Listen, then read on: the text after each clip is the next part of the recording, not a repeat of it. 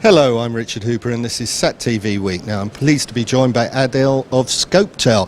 Adil, this is the first time that you've joined us, but you're involved in VSAT services for the oil and gas industry. Tell me a little bit more about that. Okay, ScopeTel, we've actually been in a business providing VSAT for the past 20 years.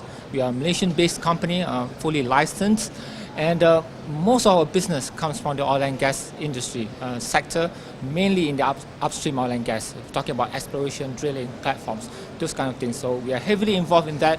But on top of that, we also do some other sectors, public sectors and so corporation. But still, I would say a lot of our business comes from the oil and gas. Now, VSAT networks and systems are used very heavily by the oil and gas sector, but why? Okay, mainly, as you know, for Southeast Asia especially, most of the oil and gas fields are located offshore, and some of them are extremely far.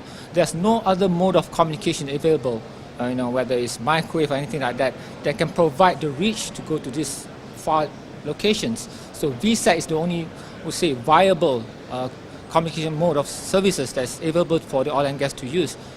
So that's the main thing why they use VSAT. Now, a few years ago, people used to say that the cost of VSAT, it was very expensive, but that's not the case anymore, is it? Okay, there's two things about it. I think one factor that actually drove the price down is competition, obviously. But when it comes to VSAT, especially for the oil and gas industry, as you know, 2 years ago, or say 3 years ago, the oil and gas industry went through a downturn. I think everybody who was involved in the oil and gas upstream industry was heavily impacted. So all our customers are looking at cutting down costs, okay? But at the same time, they are looking to make sure that people like us, who are their service providers, maintain the same kind of quality that we used to provide.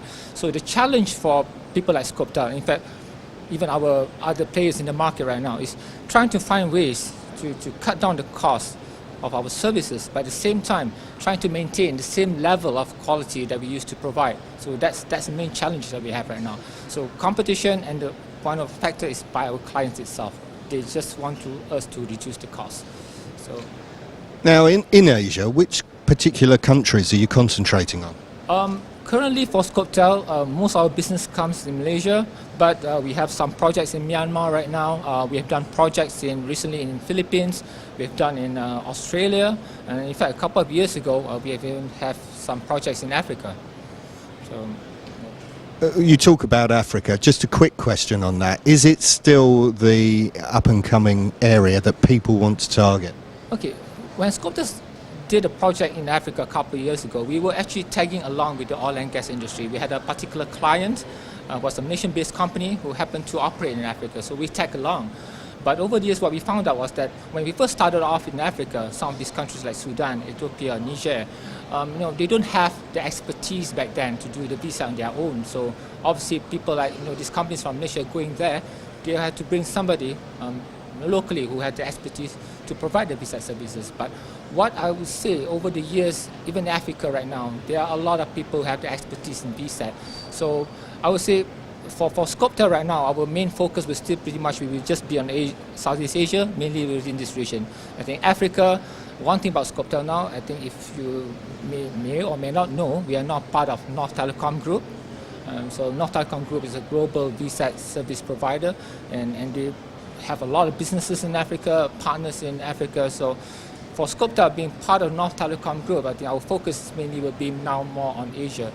Maybe in the future, I don't know, maybe we'll look into globally again, but right now there's still a lot of opportunities over here in Asia alone. Adil, thank you very much. Thank you very much, Richard.